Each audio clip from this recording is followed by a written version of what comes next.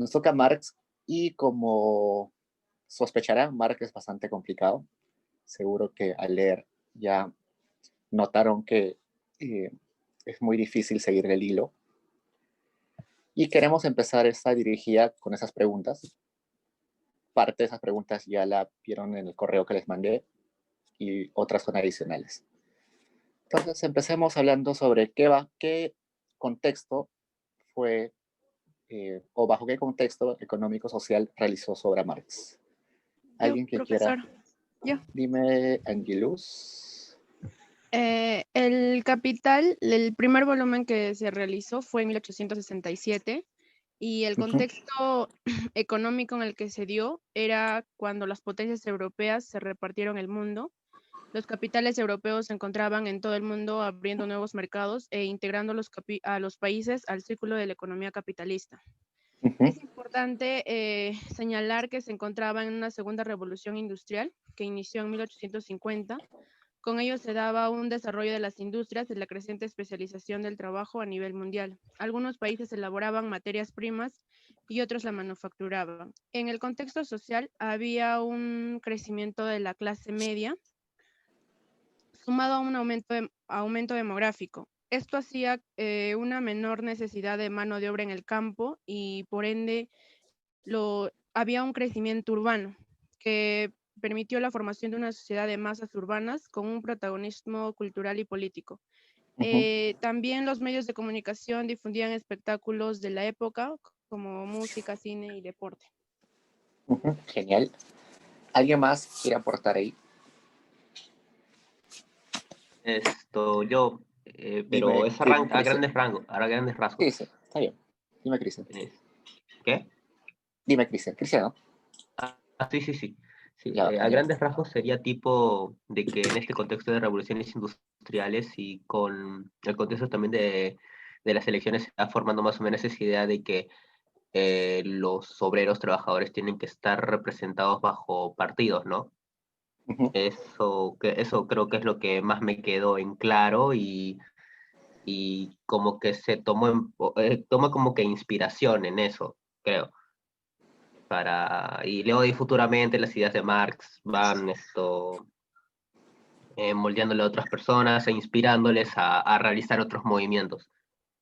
Eso es lo que más rescato. Ajá. ¿Alguien más, chicos? Y Diego, yo. Dime, María Leslie. Sí. Una pausa entre lo que dijo Angelus y Cristian. Ok, sí, respecto al crecimiento demográfico. Este crecimiento demográfico se debió a la demanda de mano de obra que había, pero esta demanda de mano de obra en sí estuvo relacionado con la explotación industrial en los obreros. Así que a partir de ello, pues, se realizan estos sindicatos, ¿sí? Se podría denominar así, sindicatos en el que defendían o precisamente definían los derechos laborales de todos los obreros en ese contexto. Entonces resulta que el capitalismo ya habíamos pasado esto de la revolución industrial, la primera revolución, y ahora con Marx, o en la época de Marx, ya se empezaban a ver algunos problemas o inestabilidades del capitalismo. Uno de esos era de que la población ya había estado despojada de la tierra, solamente trabajaba y había explotación, inclusive trabajo infantil, en condiciones precarias. Entonces, este primer periodo de Marx ya se empiezan a ver esos problemas del capitalismo, ¿no? Y ahí es donde más o menos Marx se da cuenta de que hay una relación entre economía, relaciones productivas y la sociedad. Entonces, por eso es que la obra de Marx es muy distinta a la de Ricardo y Smith. Ricardo y Smith solamente van a lo que es el bien, cómo se produce el bien, cómo se intercambia, pero ahora Marx va a hablar más de las relaciones socioeconómicas, ¿no? Que se esconde detrás de la producción, qué relaciones sociales se esconden detrás de la producción. La siguiente pregunta es, ¿qué ha escuchado sobre Marx y el marxismo en la discusión política, en los medios y en la academia? ¿Alguien que quiera participar? ¿Qué han escuchado sobre el marxismo, sobre Marx?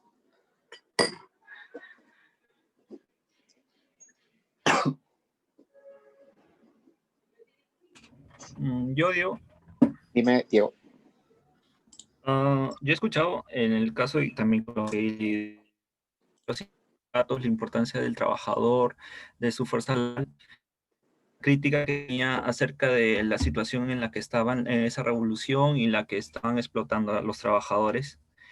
También da mucho en cuenta el término del el intercambio, el tener identificar el, el valor de uso, el valor de cambio de las cosas en las cuales se puede intercambiar y eso. Genial. ¿Alguien más quiere participar? ¿Qué han escuchado? ¿Cómo ven los medios de comunicación al marxismo? ¿De buena forma? ¿De mala forma? Pues creo que no de buena forma. Sí, ¿Por creo, qué? porque de cierta manera incentiva, ¿Qué dicen del marxismo? de cierta manera como que se da a entender que puede incentivar a conductas muy, muy, muy anticapitalismo, Ujú. muy izquierda, Ajá, exacto, con la izquierda. lo cual va en contra de la corriente y genera problemas. Ujú. Eso. Rebelión, Genial. sí, creo que Jeremy, sería la ¿quieres? palabra. Ajá. Jeremy, ¿quieres participar? Sí, quería, cuando mencionaste con respecto a los medios de comunicación, creo que va también esta idea que hasta ahora se escucha, es que normalmente los medios de comunicación no lo dicen tanto, pero hay cierta relación tal vez entre los estados y las grandes empresas, y normalmente son los medios de comunicación quienes tratan que no se vea eso favorable. Asimismo, comprendía que los medios de comunicación, como eran un medio para obtener o tener poder sobre las masas, ya que influían sobre la opinión pública o sobre ciertas decisiones que puedan tomar los individuos. Es como hoy día, por ejemplo, con los fake news, ¿no? Pero Marx también ya desde sus tiempos lo veía como algo poderoso, o la influencia que pueden tener los medios de comunicación en la comunicación con los individuos en una sociedad. Perfecto. Profesor, Dime, quisiera Angelus. añadir algo que trae a colación a la actualidad. Es un tema político cuando le preguntaron al No te CEO escucho, Angelus. del BCE. ¿Me escucha?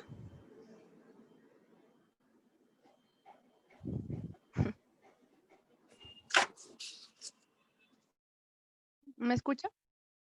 Angelus, no te escucho. Sí se escucha. Ahora. Sí, ahora sí te escucho. Ya, un tema de actualidad puede ser cuando le preguntaron al CEO del BCP por qué había apoyado a Keiko y no había apoyado a Yantumala. Él dijo que tenía miedo a que caiga en el país en un estado comunista y que eso afectaría a su empresa. Entonces, yo pienso que los medios de comunicación y muchos políticos importantes piensan que el marxismo está asociado al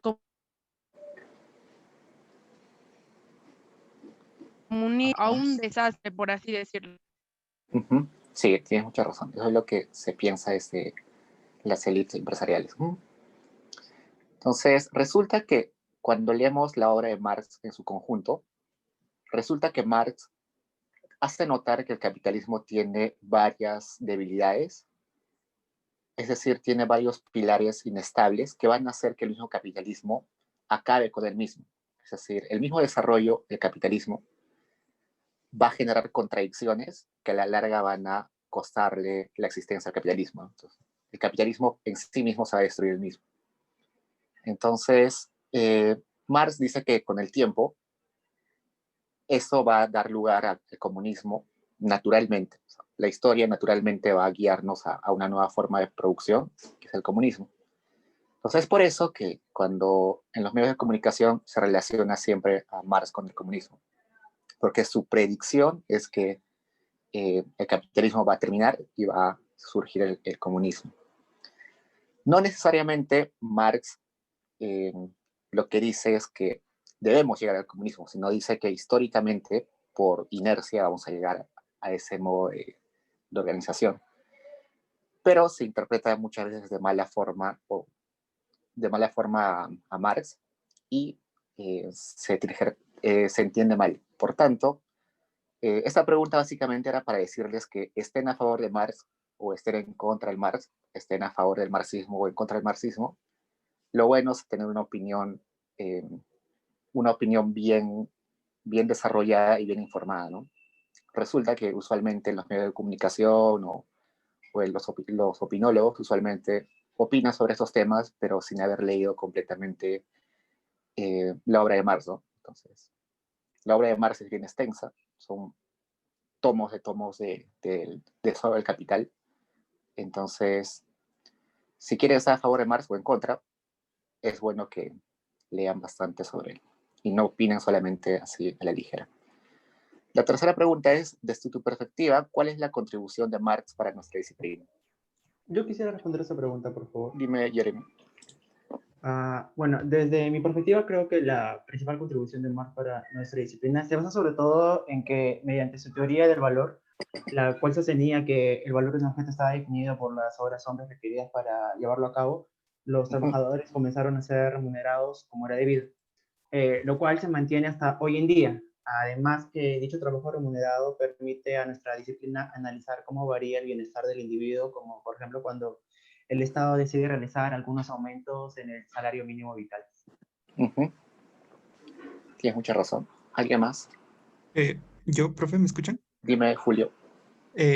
Hola, yo creo que 3 puntos al menos me han llamado la atención al leerlo. Primero, creo que pone el trabajo humano como una capacidad creativa del trabajador, o sea, como el proceso, como el motor del proceso productivo, ¿no? Como el motor central del desarrollo humano. Algo que creo que después se descarta ahora con los liberales y keynesianos, ¿no? Y segundo, creo que lo importante de Marx es que expone una explicación filosófica de lo que es la humanidad, cómo se interrelaciona.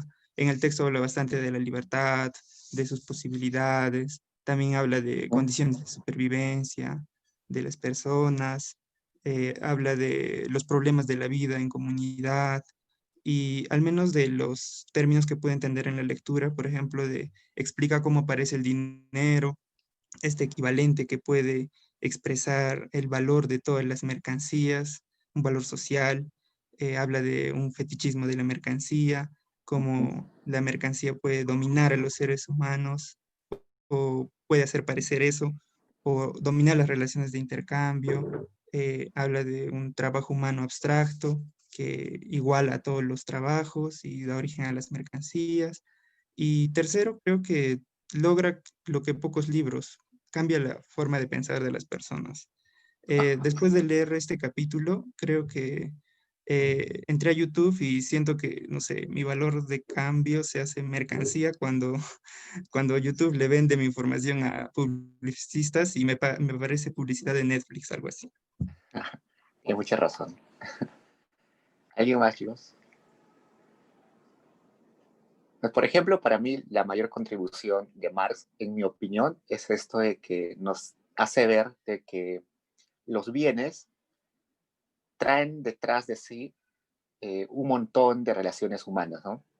Nosotros usualmente compramos, no sé, un celular, no, supongamos un pantalón, y lo compramos básicamente porque nos gusta, porque nos es cómodo, porque se nos ve bien vestidos con ello, pero nada más, ¿no? Pero Marx nos hace dar cuenta que detrás de ese bien hay un montón de relaciones humanas. Hay personas que quizás están trabajando explotadas, hay contaminación del medio ambiente, quizás hay trabajo mal remunerado, quizás hay explotación, quizás hay familias que no llegan a mes porque para que ese pantalón esté a bajo precio se tiene que recortar sueldos y así, ¿no? Entonces, eso creo que, en mi opinión, de lo que he aprendido de Marx, es lo que más deja, ¿no? Y eso abre la puerta a que podamos conjugar la economía con otras disciplinas, con las ciencias políticas, con la sociología, con la antropología, con el derecho. Entonces, ya no solamente estamos viendo a la economía como la teoría de la producción, la teoría del consumo, sino eso abre la puerta a combinarla con otro tipo de áreas del conocimiento. ¿Alguien más?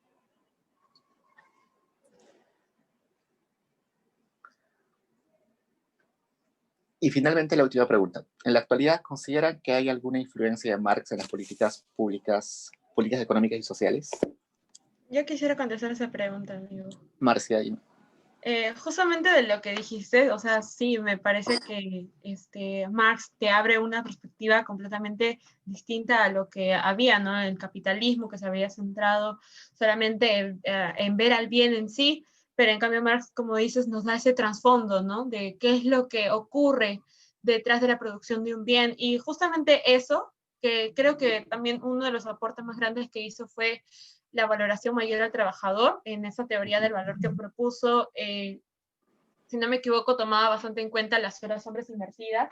Entonces, el hecho de ver al trabajador como fuente principal de la producción, pues hace que surjan esas ideas de darle mayores derechos, sus derechos laborales, ¿no? Tiempo libre, que disfruten de sus remuneraciones, que les sean suficientes. Entonces, siento que, o sea, si Marx no hubiera quizás dado esa perspectiva, al día de hoy quizás sería nuestra vida completamente distinta, ¿no? No tendríamos derechos laborales, no tendríamos vacaciones, no tendríamos la posibilidad de llegar a mejores sueldos, ascensos. Entonces, siento que todavía sus ideas o lo que él quiso plantear hasta ahorita, igual sigue siendo un reto porque aún vemos que hay pues personas en pobreza que no son explotadas, no reciben buenos sueldos, pero ya somos conscientes de ello y podemos hacer políticas que ayuden a cambiar esas situaciones, ¿no? Exacto.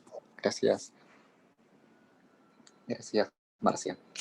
Entonces, durante el texto hay un párrafo por ahí escondido donde dice que la burguesía, o lo que Marx llamaba a los capitalistas, a los dueños del capital, lo que hacían, la burguesía y los capitalistas, lo que hacían era que en el proceso de producción desmerecían el trabajo.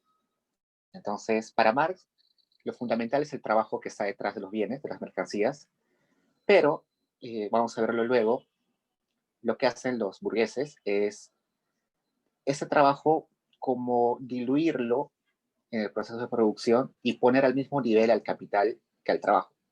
Entonces, eso hace que muchas medidas económicas de la gente de la gente liberal usualmente pongan mayor interés al capital que al trabajo. Entonces, en favor de favorecer a los capitales, podemos dejar de lado a los trabajadores.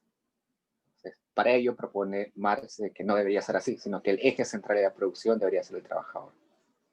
Y eso es lo que, bueno, lo que los marxistas siguen hasta hoy tratando de impulsar, ¿no? Más derechos a los trabajadores y todo ello.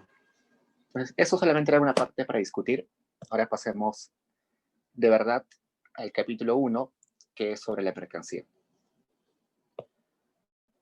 Y la parte 1 titulaba los dos factores de la mercancía, valor de uso y valor. ¿Qué entendieron sobre esa parte? Yo digo, Lucero, ya, en referencia al valor de uso, lo que decía era que tiene un carácter cualitativo y que está relacionado a la utilidad de las cosas. Uy. Y por otra parte, el valor de cambio, en el valor de cambio había una relación cuantitativa. Había una proporción de una cosa intercambiada con otra. Eso fue lo que entendí. Perfecto. ¿Alguien más quiere participar? Sí. Acá Diego. Hernández, ¿no? Diego. Sí, el valor de uso mide su utilidad de un producto. Este es parte inherente del artículo individual y no se puede y el valor de cambio muestra una selección de valor entre dos productos determinados. Puede ser la seda, como dice, el cambio por trigo. Y este valor de cambio es un artículo que incorpora la cantidad de trabajo para crearlo. Genial. ¿Alguien quiera complementar? Yo digo. Dime, Kenny. No. Kenji. Sí. También se menciona que las mercancías que contienen igual cantidad de trabajo o que se pueden producir en el mismo tiempo de trabajo tienen la misma magnitud del valor. Introduciendo ya este término, también se menciona que la Te perdí, Kenji. perdón. Ahora sí te escucho. Sí, estaba diciendo que la magnitud del valor de un bien menciona que varía en razón directa a la cantidad de trabajo, esta medida mediante el tiempo invertido en ella, e inversamente a la fuerza productiva que es usada en la producción. También menciona que existen bienes que la parte final que no tiene valor y que esto es de utilidad para el hombre, pero sin embargo no han sido medidas por el trabajo. Y que una cosa puede ser útil, pero no ser considerada como mercancía. Exacto. Entonces, lo último que dijo ahorita Kenji es que no todo bien de uso termina siendo mercancía, ¿no? Eso es algo central en lo que va a desarrollar Marx. Por ejemplo, una torta de cumpleaños que te hace, o que nos hace que hace su mamá, por ejemplo, para su cumpleaños,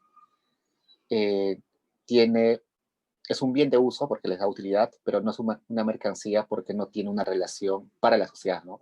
No se intercambia. Igual el aire, el agua, son bienes de uso, pero que no terminan siendo mercancía.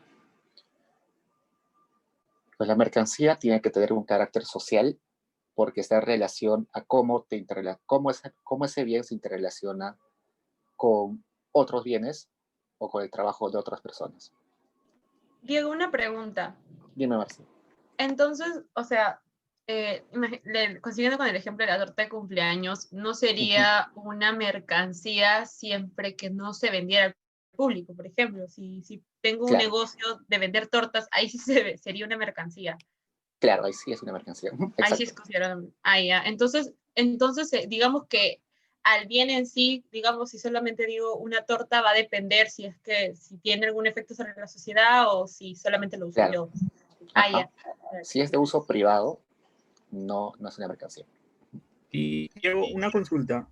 Y para transformarse en mercancía, ¿el producto ha de transferirse a través de un intercambio a quien se sirve de él como el valor de uso? A ver, ¿estás leyendo el texto? Hay una parte donde dice, para transformarse en mercancía, el producto ha de transferirse a través del intercambio a quien se sirve de él como el valor de uso. ¿A qué se refiere? Exactamente. El valor de uso, cuando dice que tiene que transferir, es porque yo tengo el bien, para mí no tiene un valor de uso, porque supongamos que yo tengo una zapatilla en mi casa que no la he usado hace años y está nueva.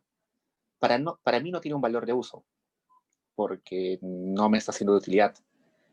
Pero al momento de transferir el bien a otra persona por un pago, a esa persona sí le está dando un valor de uso. O sea, al momento de intercambiar, el valor de uso se está reactivando, entre comillas, ¿no? A eso se refiere. O sea, en ese momento se vuelve mercancía. En mi casa, guardada, no era mercancía, pero cuando la cambié y al otro le está generando esa utilidad, ese valor de uso, ya se vuelve mercancía.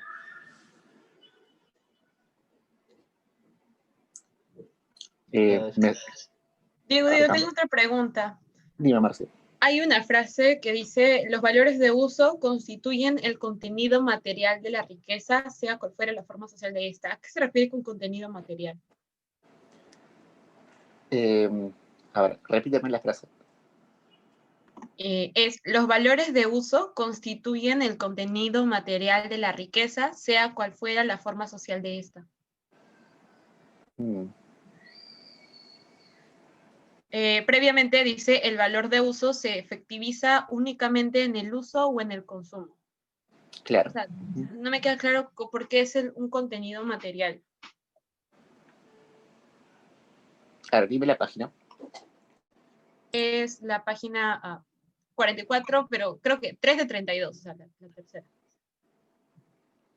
Página 44. Justo en la parte final de la primera cara.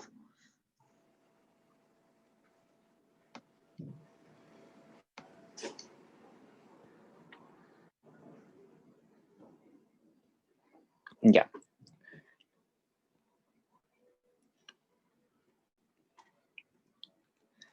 En el segundo párrafo. Sí, a la parte final ya. Donde Ya, hay un párrafo que comienza la utilidad de una cosa, hace de ella un valor de uso. Ya, al final. Los valores de uso constituyen contenido material de la riqueza.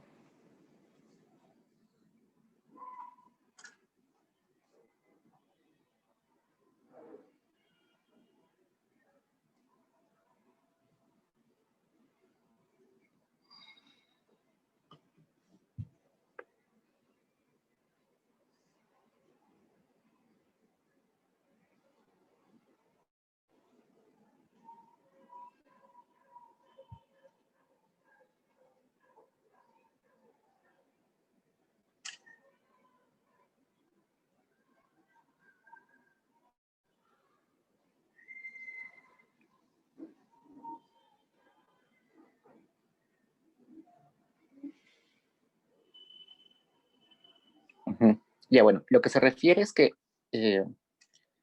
un bien, como vamos a ver acá un rato,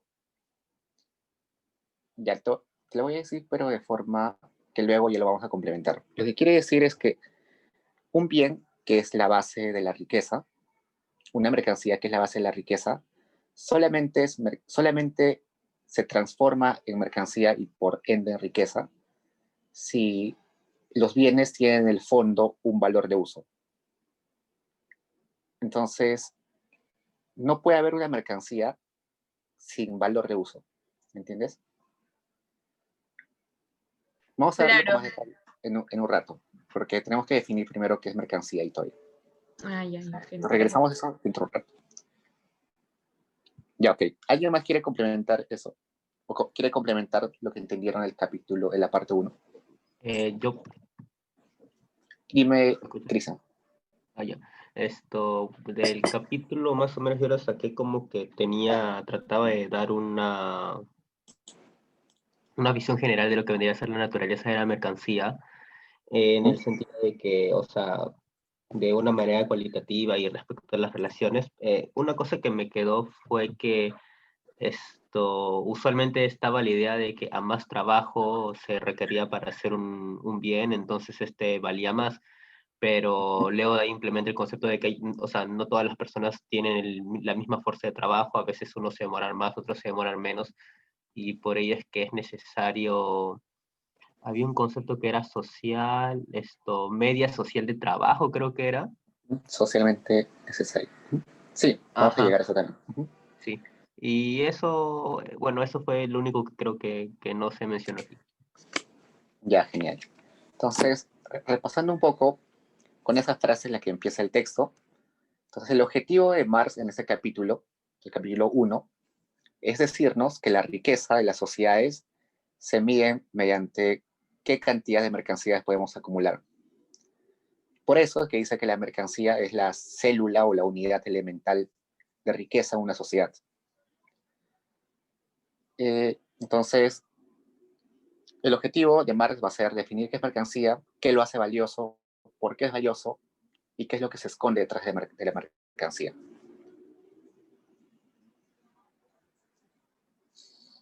Y hace la diferencia entre valor de uso y valor de cambio. Entonces, esto de valor de uso y valor de cambio ya viene un poco arrastrado desde economistas anteriores, desde Ricardo y Smith, ya había algo parecido. La diferencia va a venir luego en el siguiente capítulo, pero lo que dice básicamente del valor de uso es lo siguiente. Se ve como valor de uso en medida, un bien tiene valor de uso en la medida de que puede satisfacer necesidades de las personas. Entonces, esta característica de satisfacer necesidades está impregnada en la mercancía, en el bien. Entonces, ahí vamos a poder utilizar palabras como utilidad, necesidad. Y finalmente dice que este valor de uso no es necesariamente fijo, ¿no? Puede variar según circunstancias sociales o según momentos.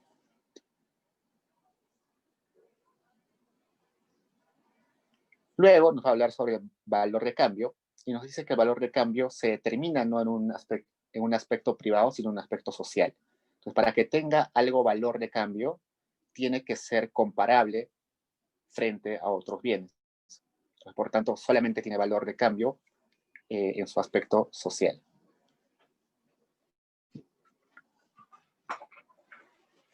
¿Qué más podemos poner ahí?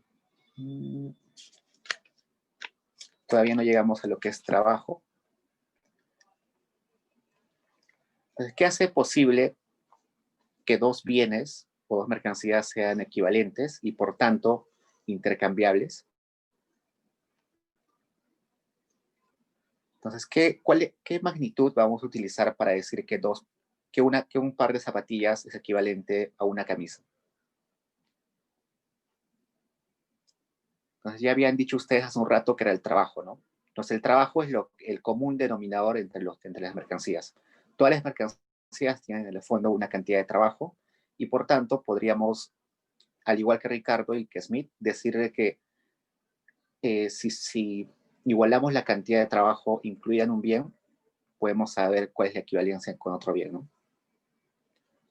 Sin embargo, acá acuña un término Marx que se llama el trabajo socialmente necesario. El trabajo socialmente necesario quiere decir la cantidad de trabajo, de horas de trabajo, lo que queramos decir, horas de trabajo, días de trabajo, o la magnitud que quieran hablar, que en promedio se necesita para producir ciertos bienes. ¿Cómo sabemos esa cantidad? Solamente se puede saber cuando llevamos una mercancía al mercado. Entonces, en mi producción privada, individual, yo puedo producir una zapatilla en 10 horas, mi vecino la puede hacer en 5 horas, y otro vecino la puede hacer en 15 horas. Yo no voy a saber cuál es esa cantidad socialmente necesaria de trabajo ese trabajo socialmente necesario en mi ámbito privado. Tengo que llevarlo al ámbito social, que es el mercado, donde recibe la interacción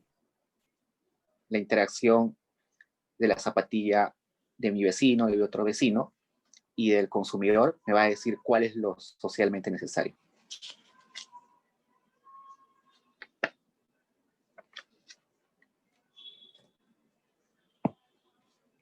Okay. Y ahí podemos meter algunas cosas. Por ejemplo,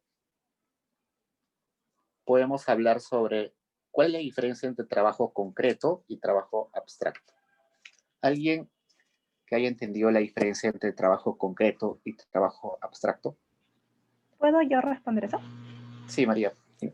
Ya. A ver, entiendo que es como que una herramienta conceptual de Marx para poder llegar a esta unidad básica que iguala las cosas y permite compararlas en una equivalencia, ¿no?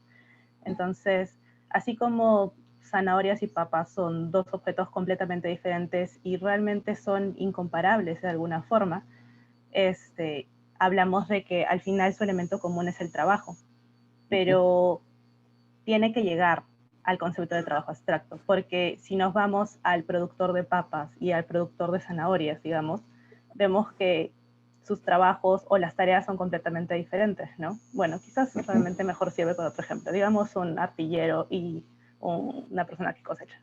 Entonces, incluso desde ese punto de vista, el trabajo de un artillero y el de una persona que cosecha son dos trabajos completamente diferentes y en ese sentido incomparables. Por eso Marx lo que hace es irse incluso más allá y decir, más allá de como que de las características específicas que tenga cada tipo de trabajo, lo que importa es el número de horas, ¿no? Entonces, eso es el trabajo abstracto, a lo que el trabajo específico sería como que la tarea, ¿no? Para hacer cada producto. Exacto. Perfecto, María. Sí, entonces resulta que el trabajo concreto es el trabajo, por ejemplo, de un zapatero. El trabajo concreto del zapatero sería su relación con el cuero, con los clavos, con las tachuelas. Todo ese proceso específico de hacer zapatos es el trabajo concreto. Pero si queremos intercambiar ese zapato con una camisa, el trabajo concreto del que hace el zapato y del que hace la camisa son distintos. Por tanto, debemos buscar algo que sea comparable entre esos dos. La única forma es que sea algo abstracto, ¿no? Algo que sea conceptual en realidad y no necesariamente físico. Entonces, ahí es donde mete que el trabajo abstracto es lo que sí se puede comparar entre ambos bienes. Ese trabajo abstracto básicamente se va a materializar en lo que habla de del trabajo socialmente necesario. Entonces, cuando va a hablar Marx sobre la forma simple del valor, está hablando sobre ese trabajo humano abstracto. Durante el texto aparece un montón de veces la forma simple del valor. Y cuando se refiere a eso, lo que se refiere es que esa magnitud de trabajo humano abstracto.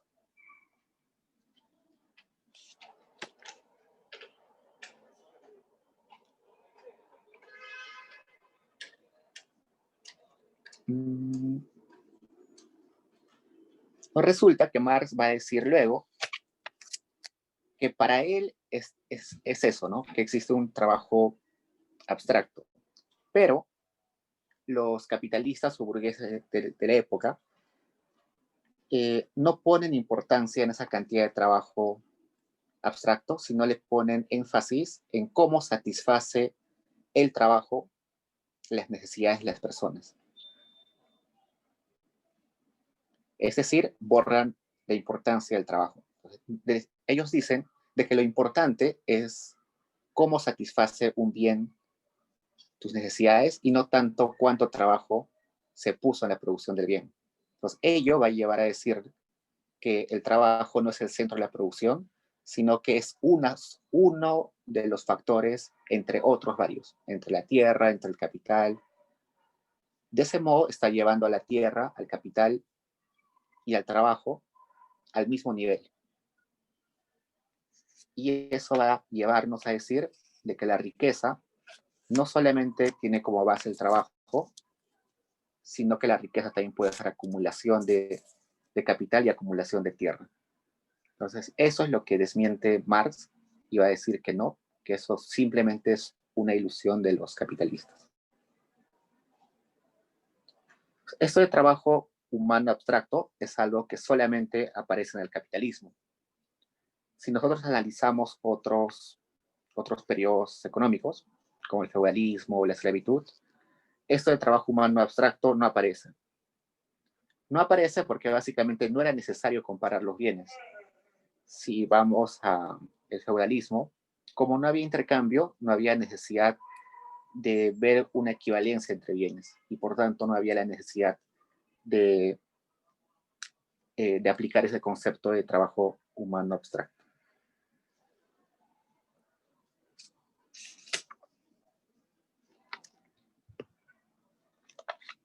Eso es básicamente lo que dice Marx y que está muy en línea de lo que decían los anteriores economistas. Pero la diferencia sustancial en la teoría del valor es esta parte, la parte 2, la dualidad del trabajo representado a las mercancías. ¿Alguien que me diga qué entendió en esa parte? Yo quisiera, quizás iniciar para que todos podamos complementarlo. Claro. Justamente aquí Marx menciona que la mercancía tiene cierta dualidad, ¿no? Valor de uso, valor de cambio. Y que justamente esa naturaleza hace que también el trabajo tenga ese tipo de dualidad. Entonces, él especifica o habla bastante sobre el trabajo útil, que, por ejemplo, para producir un bien que se va a convertir, que es útil y que se puede convertir en mercancía, es necesario que se dé un trabajo útil. Es decir, que su producto tenga un valor de uso. Entonces, él siempre va a destacar, o más o menos quiere destacar en sí, que el trabajo útil va a ser el que, digamos, el más valorado. Entonces, él también señala de que existen diferentes tipos de trabajo, ¿no? Ya sea porque lo hace una mujer o un hombre, o de diferentes ciudades. Entonces, dice que toda esta variedad, que lo llama como división social del trabajo, constituye una de las condiciones necesarias para la existencia de la producción de mercancías. No al revés, pero sí es necesario que exista esta división para que se puedan producir los bienes o las mercancías. Ujú. Entonces, justamente da el valor necesario al trabajo. Lo que yo entiendo es que resalta bastante lo que dijiste tú, a diferencia de los capitalistas, ¿no? Que como que ponían a la par los recursos y el trabajo como dos cosas necesarias para la producción, pero en cambio aquí resalta el trabajo como condición necesaria de la existencia humana, que es justamente lo principal para la producción de las mercancías, ¿no? Porque justamente es con el trabajo útil que se va a producir los bienes útiles, los que tengan valor de uso. Perfecto. ¿Alguien más que quiera complementar? Yo. Dime, Eh, Angelus. En esta parte del texto, yo resalto dos términos, el valor de uso y la magnitud del valor. Creo que el valor de uso se refiere a que las mercancías encierran en sí trabajos útiles cualitativamente diferentes. Es decir, que no todos son iguales y que estos se caracterizan por el término división social del trabajo, que lo separa por género, familia, especie y variedad. En cambio, la magnitud del trabajo se enfoca en que los gastos de fuerza de trabajo humano, bajo una forma particular y orientada a un fin, son todos en su forma, en su base, son simples e iguales.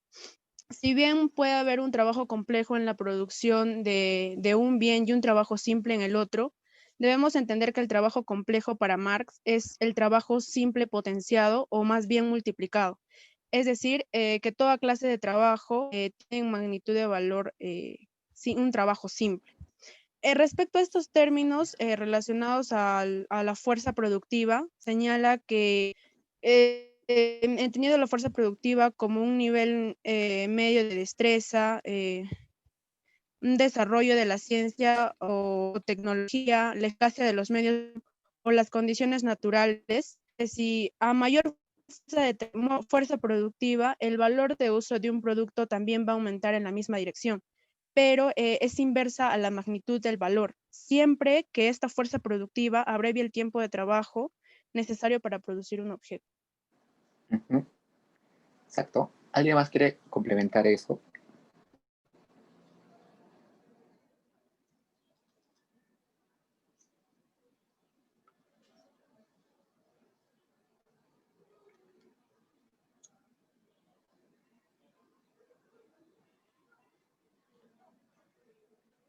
Entonces leamos este párrafo que dice, en un comienzo la mercancía se nos puso de manifiesto como algo bifacético, como valor de uso y valor de cambio. Vimos a continuación que el trabajo, al estar expresado en valor, no poseía ya los mismos rasgos característicos que lo distinguían como generador de valores de uso.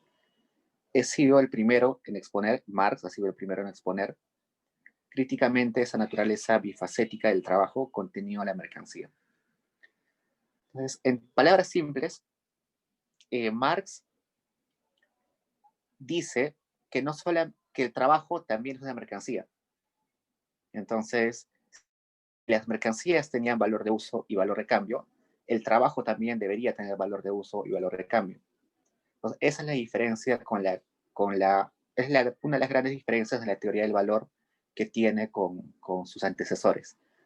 Los antecesores solamente veían a la mercancía en sus dos aspectos, de uso y de cambio, pero ahora Marx va a ver también al trabajo como mercancía y por tanto con esas dos características. Acá está lo de trabajo concreto y trabajo abstracto que les dije hace un rato.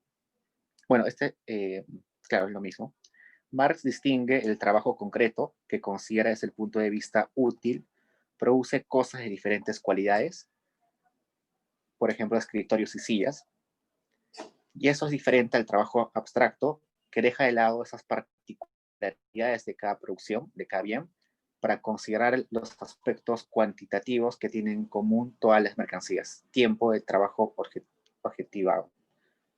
Es básicamente lo que nos dijo hace un rato María Alejandra, creo, que el trabajo abstracto ya deja de lado todas esas particularidades de producir ciertos bienes y solamente se queda con esa abstracción que nos dice que es común en todos los bienes.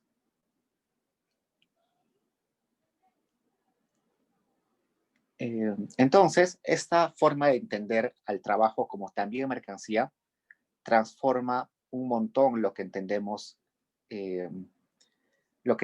por la importancia del trabajo, ¿no? Vamos a ver eso en un rato. ¿Alguien quiere comentar algo más sobre eso?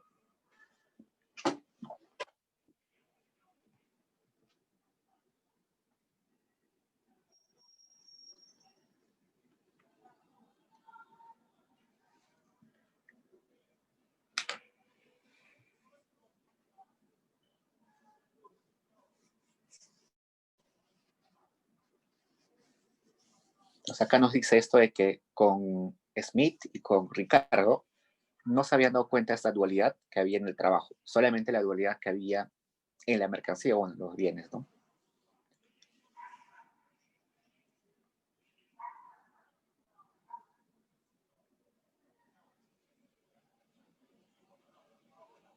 Y exactamente la última oración es lo más importante, ¿no?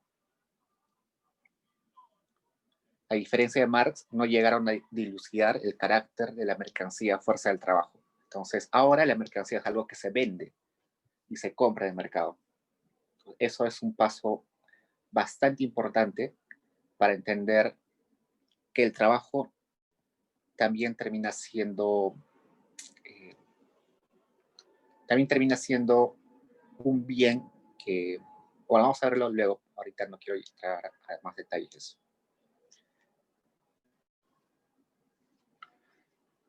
Entonces, ¿ustedes recuerdan si alguna vez se han hecho en Introducción a la Micro o el Micro y han estudiado un poco lo que es el mercado de trabajo? Cuando tenemos el mercado de trabajo, resulta que los capitalistas van a buscar pagar el menor salario y los que ofertan trabajo van a querer cobrar el mayor salario posible, ¿no? Es natural. Los empresarios quieren reducir sus costos, entre los costos está el trabajo, y los trabajadores queremos cobrar lo máximo posible, ¿no? Entonces hay esta contradicción. Esa contradicción o esa tensión recién se visible para los economistas desde Marx, básicamente por esa conceptualización de que el trabajo es mercancía. Entonces Marx nos dice que esa tensión va a llevar en el largo plazo a que el capitalismo sea débil y el mismo capitalismo tenga sus contradicciones. ¿Por qué? Porque el capitalista va a pugnar siempre a tener más ganancias y por tanto va a buscar reemplazar el trabajo. Va a buscar innovar de modo de que puedas despedir trabajadores. Va a buscar utilizar más maquinarias para botar trabajadores. Va a buscar organizar su producción de modo de que necesite menos trabajadores. Por tanto, va a ir botando trabajadores, reducir trabajadores cada vez más. Sin embargo, eso a la larga no es favorable para la sociedad en conjunto. Puede ser favorable solamente para un grupo de capitalistas, un grupo de la sociedad, pero no para todos. Eso va a llegar a una tensión ya social y lo que pronostica Marx es básicamente eso, ¿no? Que la tensión al final va a llevar a una revolución. Eso no lo dice en ese capítulo, pero básicamente es lo que trata de decir.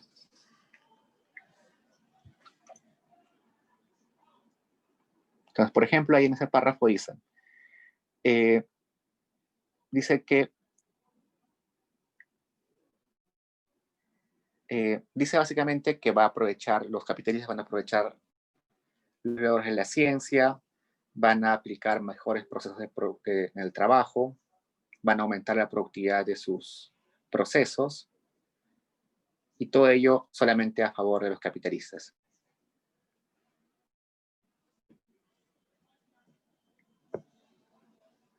Entonces, en ese afán de aumentar sus utilidades o ganancias, van a mandar más bienes al mercado, pero que tengas más bienes en el mercado y que las personas puedan consumir más bienes, no necesariamente quiere decir que las personas sean más ricas, sino es posible que todo lo contrario, ¿no?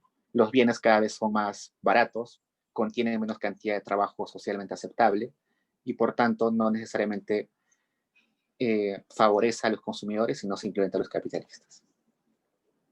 ¿Preguntas sobre esa parte?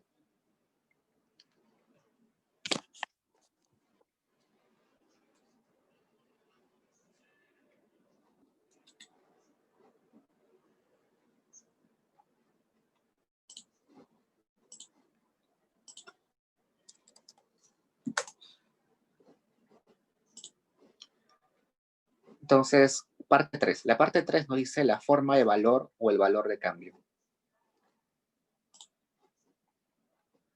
¿Alguien que quiera comentar que entendió esa parte?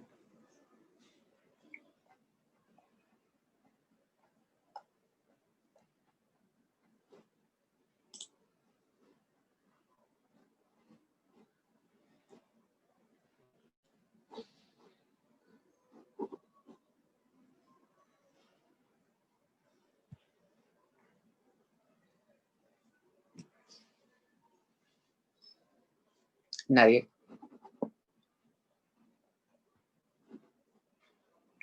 Esa parte 3 es la más larga del texto, si no mal recuerdo. Creo que está dividida en varias secciones.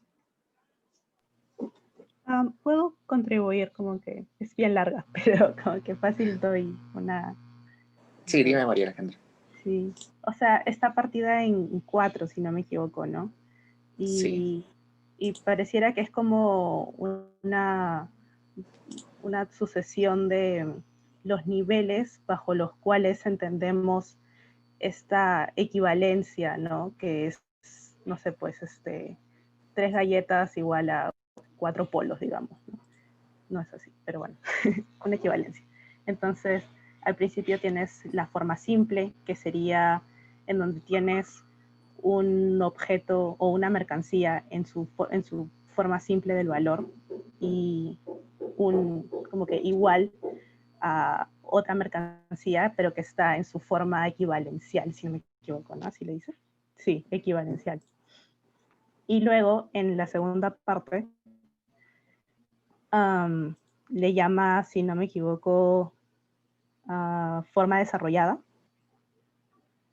Y, forma total o desarrollada, y ahí como que más bien ya no solamente vamos a tener una forma equivalencial, sino que vamos a poder, es como un modelo que se expande, entonces vas a tener una mercancía que está en su forma simple de valor y vas a tener absolutamente todo el resto de mercancías que van a estar transmitiendo ese valor en formas equivalenciales, ¿no?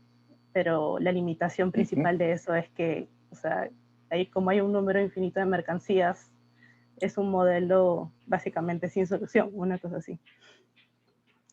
Luego tienes a la forma general la forma general del valor, en donde como que por un tema de eficiencia, supongo, lo que propone es que haya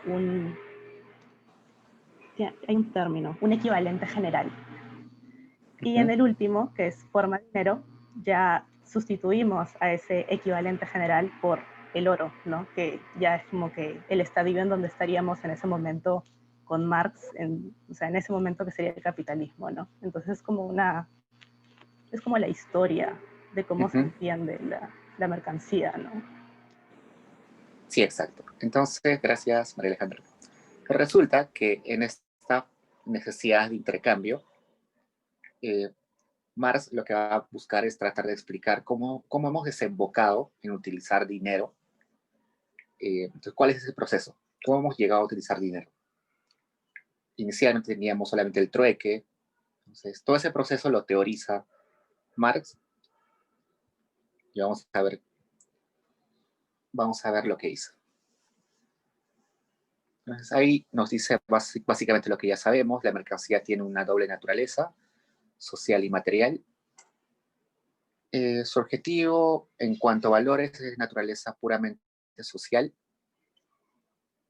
Dijimos que una mercancía, si no está para el intercambio, si no está destinada para el intercambio, no llega a esa mercancía así. Entonces, ya dijimos todo eso. Y en esta parte se trata de dilucidar el inicio o la génesis de la forma dineraria de su forma más simple, la relación de valor entre dos mercancías. Entonces, ese es el objetivo de esa parte 3. ¿Qué me dice cuál es la forma simple o forma singular del valor?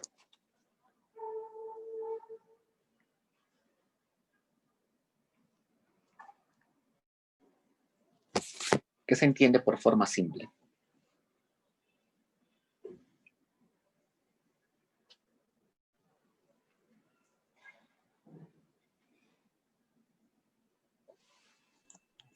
Diego, Sí, dime, Julio.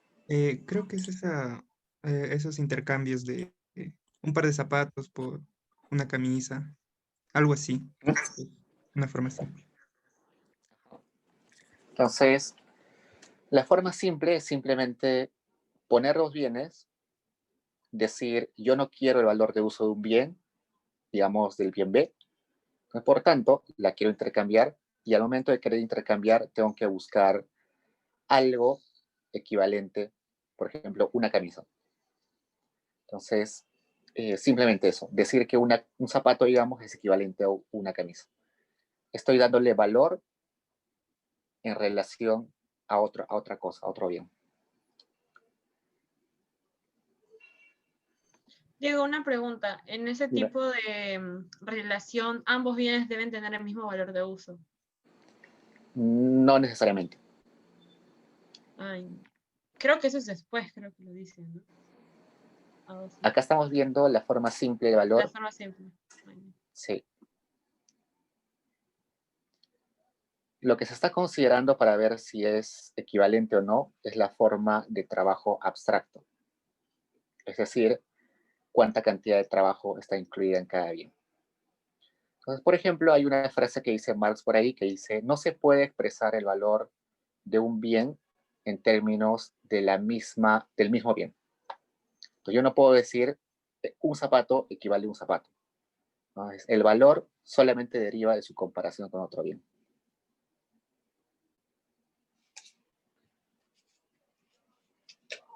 Entonces, aunque hay cosas que a veces parecen obvias, pero hay que teorizarlas siempre, ¿no? Y es lo que hace Marx, las teoriza. Pues acá hay un ejemplo del lienzo con la chaqueta, creo que es un ejemplo que sacamos del texto. Ahí dice, se expresa la calidad equivalente suyo, objeto directamente intercambiable. Entonces, para que algo sea intercambiable, tiene que tener valor de uso, necesariamente. Si yo quiero vender mi zapato, no lo voy a poder vender si la otra persona no considera que puede sacarle utilidad al zapato. Entonces, para que sea mercancía, necesariamente tiene que haber algo que le va a dar utilidad al comprador.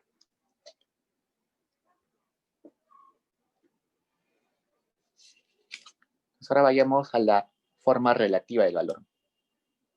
¿Qué entendían por forma relativa del valor?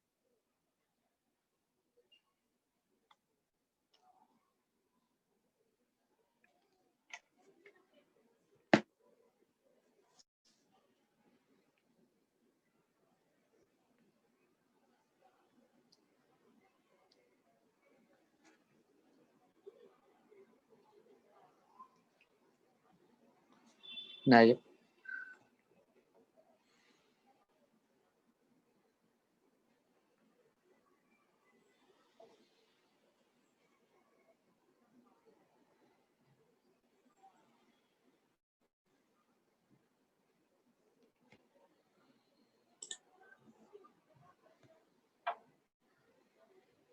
No, perdón, la forma relativa es la forma simple. Vamos a equivocarnos.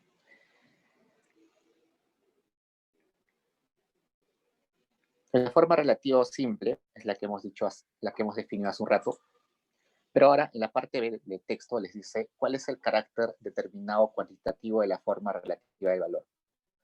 En esa sección lo que básicamente nos dice es, si digamos tenemos zapatos y camisas, pero el valor de las camisas varía, ¿eso cómo afecta el valor de los zapatos? Eso es lo que trata de discutir en esa parte B. Al final lo que dice es que el cambio en el valor de uno de los lados puede generar distintos cambios que no necesariamente son predecibles. Entonces, esa parte no la tomé mucho en cuenta, es una discusión más de saber, por ejemplo, si la cantidad de trabajo para, para fabricar un zapato de un momento a otro se reduce a la mitad, ¿qué va a pasar con la cantidad, con el valor del otro bien? Se lo pueden leer, es un ejemplo que está ahí, por ejemplo. Pero lo que nos interesa ahorita es el valor simple en su forma equivalente.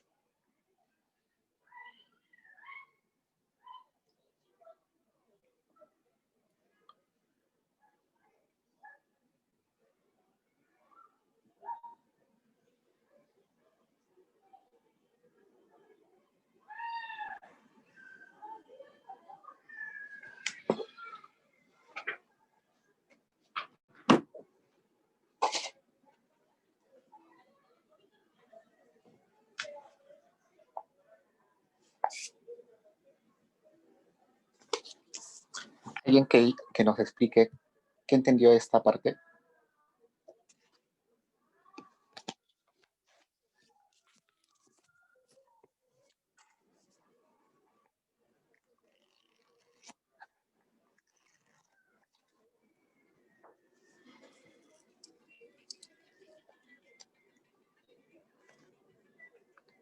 En la forma intercambiable ya nos está hablando de exactamente cómo debe ser la forma de equivalencia. Bueno, la forma de equivalencia que adopta una mercancía es la forma en que directamente es intercambiada por otra.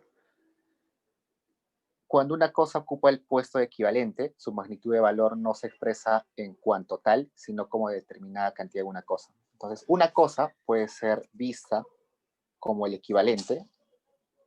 Entonces, por ejemplo, yo puedo comparar un montón de cosas en equivalencia a un bien, o ese bien puede estar en equivalencia a otros.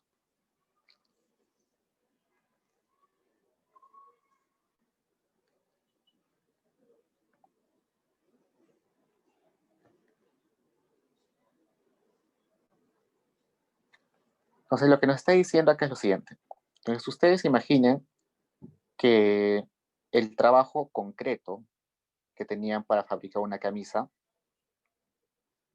es distinto al trabajo concreto para fabricar una zapatilla. Esos trabajos concretos, que son totalmente no comparables, terminan en el intercambio tomando la forma del otro. Es decir, yo soy dueño de los zapatos y sé que los zapatos tienen un trabajo concreto incluido dentro de él. Cuando yo lo intercambio por la camisa, estoy cambiando ese trabajo concreto de las zapatillas por trabajo concreto de la camisa. A eso se refiere, que el trabajo privado, eso es en el tercer punto, el trabajo privado adopta la forma de su contrario. Entonces, el trabajo concreto de hacer camisas toma la forma del trabajo concreto de hacer zapatos. Solamente se refiere a eso.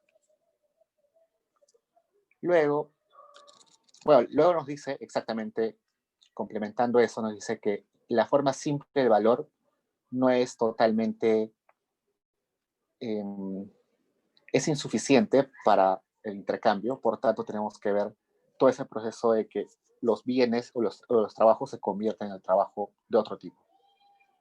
Es bastante abstracto esta parte, lo sé. Pero acá recién viene lo que nos decía María Alejandra, que después de discutir todo eso sobre valor simple y valor equivalente, podemos hablar ya de un solo bien o una sola mercancía que sea unidad equivalente. Entonces, ¿qué entendieron de esa forma total o desplegada del valor?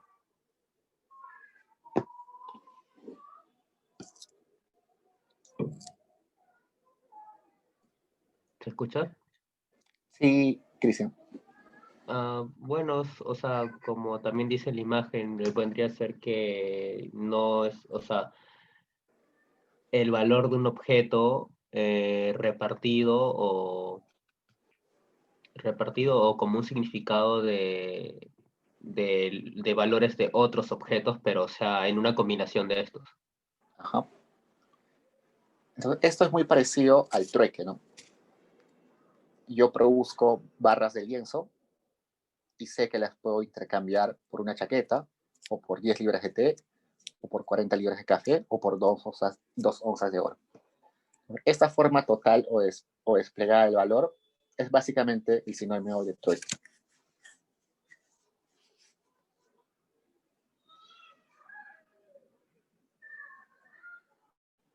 Entonces, la dificultad de esta forma es que, como dice en la última oración, esta serie sería infinita, ¿no? ¿Por qué? Porque yo tendría que comparar, yo tendría que saber la equivalencia de mis 20 varas de lienzo con todos los bienes que existen en el mundo. Tendría que tener una lista para saber exactamente con cuánto tengo que intercambiar de todos los bienes que existen. Pero luego llegamos a una forma general de valor, que es lo inverso. Ahora ya no tengo un bien, ahora ya no tengo un bien y una lista de equivalentes en otros bienes, sino que es al revés. Yo tengo un montón de bienes y las puedo comparar por un bien que tiene valor de uso. Entonces, todo se expresa en la especie de un mercado, de una mercancía separada. Todo se puede expresar en una sola cosa, en un equivalente cierto, creo que dice. Entonces, todos los bienes que ven en la izquierda, que son una chaqueta, 10 libras de té, 40 libras de café, 2 onzas de oro, son valores de uso que necesitan expresar su valor social. Necesitan saber cuál es su valor en el mercado. Y para eso está el equivalente, que son las 20 varas de lienzo, donde ya está implícito un valor socialmente concentrado. Entonces, todos los bienes están buscando expresar su valor en el mercado y para eso hay una equivalencia donde el valor social ya está concentrado porque ya es un consenso de saber de qué es el equivalente.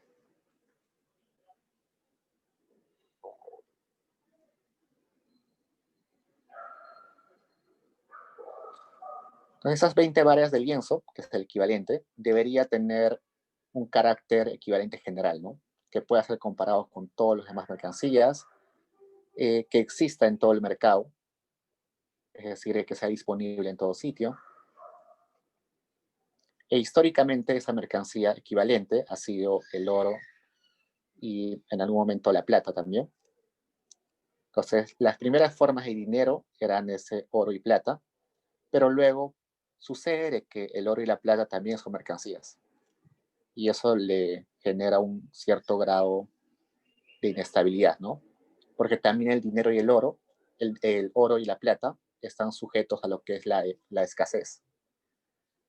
Entonces, si bien es cierto, el oro o 2 monedas de oro son equivalentes a una chaqueta, puede suceder de que el oro se haga escaso o que el oro se haga muy abundante. Entonces, ahí estás cambiando la equivalencia no porque se haga más difícil producir chaquetas, sino porque simplemente hay mayor abundancia de oro.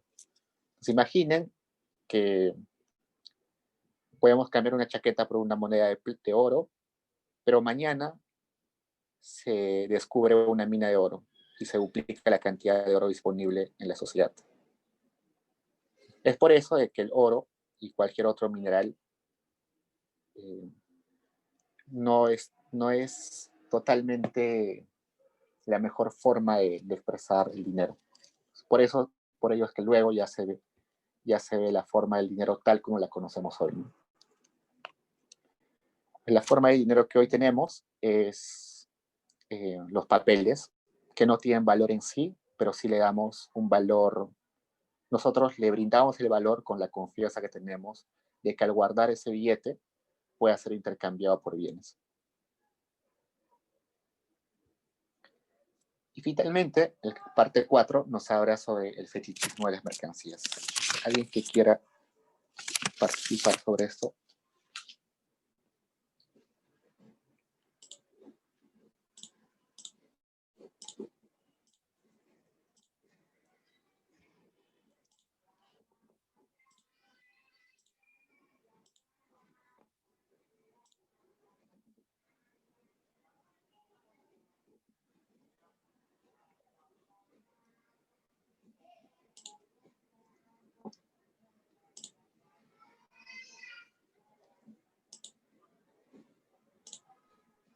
Diego. Dime, Julio. Más o menos lo que entendí era que hacía parecer que el fetichismo hacía que parecer que las mercancías son las que dominaban a los seres humanos y que estas mercancías dominaban las relaciones de intercambios o cuánto se produce, quién compra o quién no puede comprar o cosas así. Entonces, hacer aparecer como que las relaciones de los seres humanos a una relación entre cosas, intercambio, ¿no? Algo así entendí. Exacto. Pues antes de seguir con esto, quiero complementar lo del dinero. Entonces, acá tenía un apunte que se me pasó y dice que el dinero es la forma en la cual se interrelaciona el trabajo social con el trabajo privado. Entonces, la forma en que el trabajo privado que yo hago al producir un bien con el trabajo social, es decir, el trabajo de otro, es el dinero. Es la única forma que yo puedo transformar lo que yo he producido con el trabajo de los otros. Eso es básicamente el paso entre el precapitalismo y el capitalismo. En el precapitalismo no existía esta forma de interrelación o de intercambio entre trabajo privado y trabajo social. En el precapitalismo, en la época precapitalista, la relación entre las personas y los bienes era muy clara, ¿no? Yo producía mi bien, lo consumía y no había nada más que decir. Toda mi producción era privada, es decir, mía, y todo el consumo era privado, todo solamente mío. Entonces ahí estaba clarísimo que mi valor de uso era lo principal y que yo me relacionaba con los bienes simplemente porque me daban utilidad. En cambio, en el capitalismo ya se necesita interactuar mi trabajo privado con el trabajo de los demás. Entonces, ese es el gran paso del precapitalismo al capitalismo.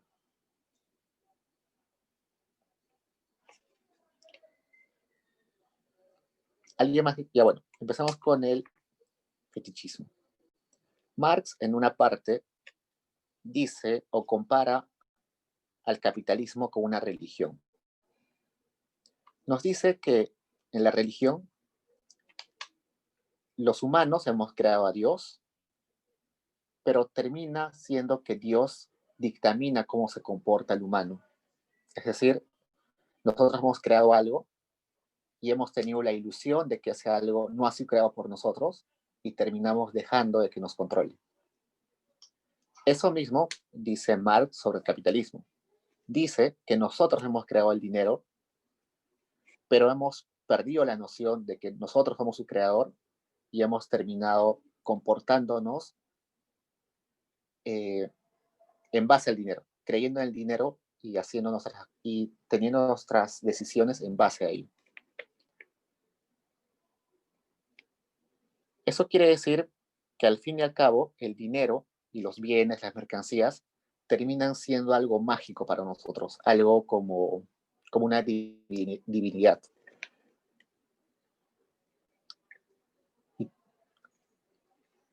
Alguien me dice, todo lo que he dicho, ¿qué tiene que ver con el fetichismo? ¿Qué creen?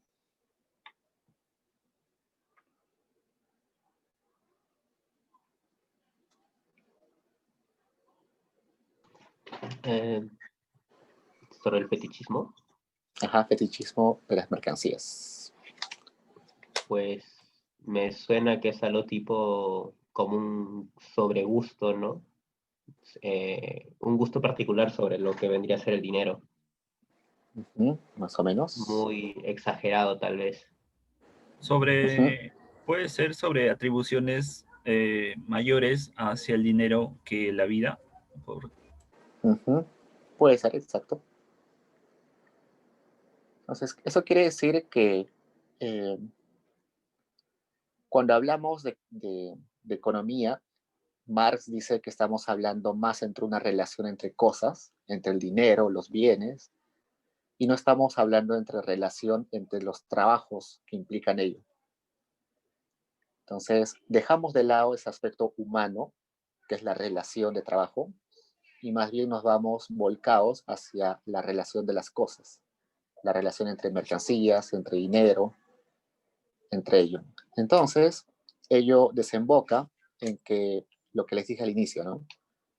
Que cuando compramos un bien, estamos comparando simplemente cuánto dinero nos cuesta, cuánta utilidad nos va a dar, cuán bien nos va a quedar esa prenda, cuánto tiempo nos va a durar, que son características del bien y la relación con nosotros, pero no estamos viendo lo que está detrás. ¿Cuáles son las relaciones entre humanos que esconde la producción de ese bien, ¿no? Entonces no estamos viendo a cuánta gente le dio empleo la producción de ese bien, no estamos viendo cuánto de salario ganaron, no estamos viendo si se generó contaminación, si hubo alguna relación de explotación, y básicamente, y bueno, todo este tipo de cosas, ¿no?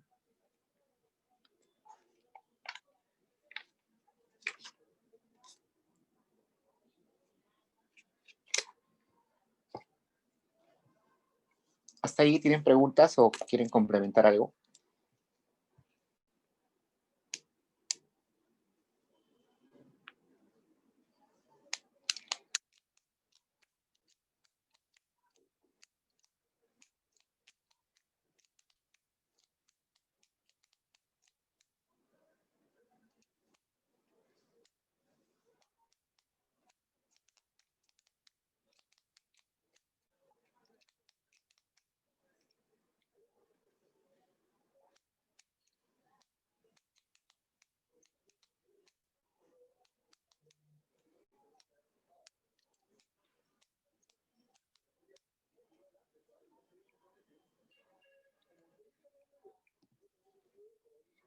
En el segundo párrafo, por ejemplo, nos dice, la transformación en el sistema social es un proceso que implica que el producto obtenga el papel del productor, pues dicho individuo no entra en contacto con otras personas hasta que es necesario intercambiarla por la mercancía de otro productor.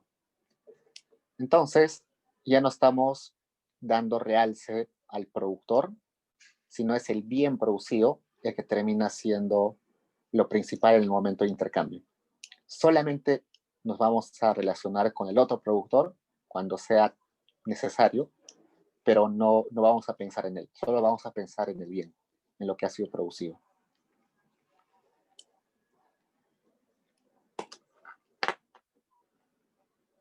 ¿Preguntas, chicos? Marx es un tema muy amplio y muy abstracto. Como habrán visto, es difícil explicar y es difícil entender también. Así que, básicamente en la calificada, lo que vamos a dar realce para la evaluación es lo que hemos visto ahora.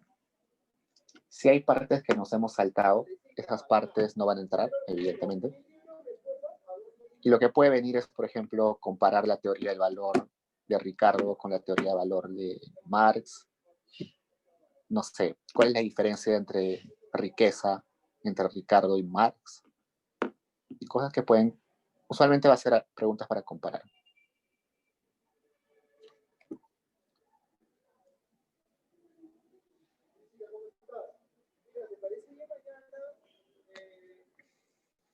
¿Preguntas, chicos?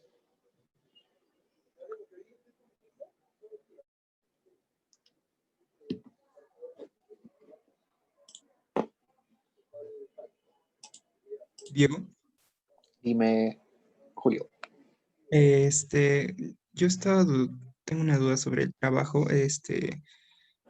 ¿Cuál es la diferencia entre trabajo abstracto y trabajo socialmente necesario? Lo que más o menos yo entendí era que el trabajo abstracto privado, algo así, cuando se juntaba de varias personas, hacía el trabajo socialmente necesario. No sé si eso está bien o... En realidad puedes entenderlos como equivalentes. La única diferencia es que el trabajo abstracto lo está definiendo Marx como aquella característica del trabajo que es común entre todos los tipos de trabajo. Y la forma de medirlo en la realidad es según la cantidad necesaria, socialmente necesaria.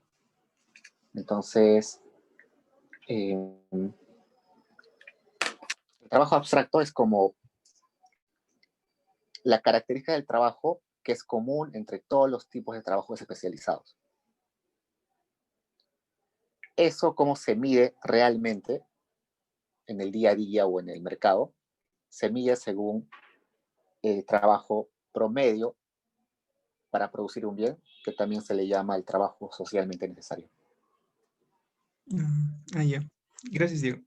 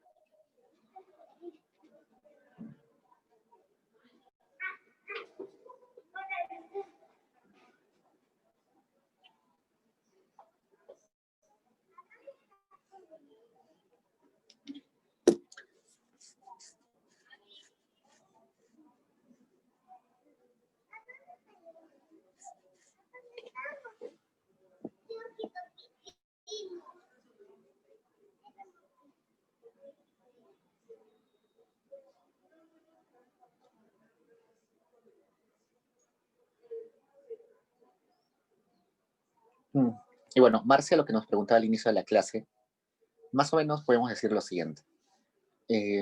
Imaginen ustedes que son ricos, tienen un montón de riqueza, pero toda su riqueza está invertida en zapatillas. Entonces, tienen millones de zapatillas invertidas, bueno, tienen un montón de zapatillas en un almacén, y eso es lo que representa la riqueza de ustedes. ¿Qué sucede si de un momento a otro sale un estudio que dice que las zapatillas no se deberían utilizar porque, no sé, envenenan la circulación de los pies de las personas? Entonces, si pierde esa característica de uso, ese valor de uso, esta mercancía, la riqueza en realidad no termina siendo riqueza, ¿no? Tu riqueza termina siendo desvanecida. Para que sea rica una persona, tiene que tener una acumulación de bienes, pero que en el fondo sí tenga algún tipo de utilidad. ¿Por qué al quitarle el valor de uso a un bien, porque ya no es riqueza? Porque ya no lo puedes vender. Si ya no lo puedes vender, es porque otra persona ya no lo considera útil. Entonces, ya no hay forma de materializar esa mercancía en riqueza. A eso se refería en ese párrafo que nos decía Marci.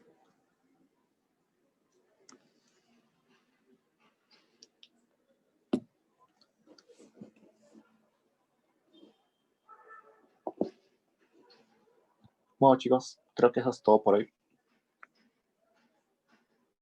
Entonces, ya saben que la calificada tiene la misma estructura que la anterior: 80 minutos, 5 preguntas verdadero o falso de la lectura de Ricardo, 5 preguntas verdadero o falso de la lectura de Marx, una pregunta para desarrollar de Ricardo y una pregunta para desarrollar de Marx. Igual empezamos a las 2 y punto. Y eso es todo. Entonces, chicos, nos vemos la siguiente semana. Diego, una consulta. ¿Y los puntos de participación los vas a subir? Sí, es que la profesora quiere que sea... La anterior semana no lo pude subir porque la profesora quería que le dé las notas ya. Quería que le mande las notas súper rápido. Entonces la tuve que mandar por correo así, sin antes mandársela a ustedes. Así que no pude. ¿Cómo hacemos esas notas?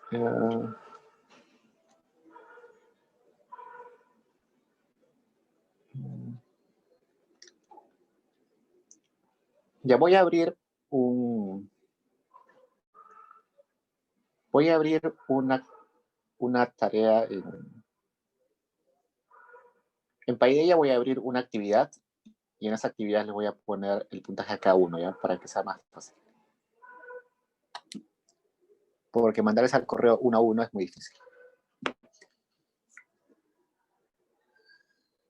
Pero saben, antes de la calificada de la siguiente semana van a tener sus puntos, no se preocupen. Entonces, antes del siguiente miércoles van a tener sus puntos publicados en alguna parte. Recién voy a ver cómo, pero antes del siguiente miércoles. Diego, otra pregunta.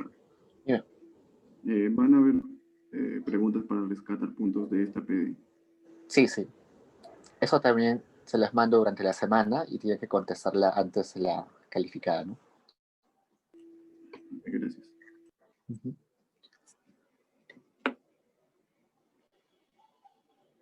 Bueno, chicos, eso sería todo. Cuídense. Nos vemos. Hasta luego.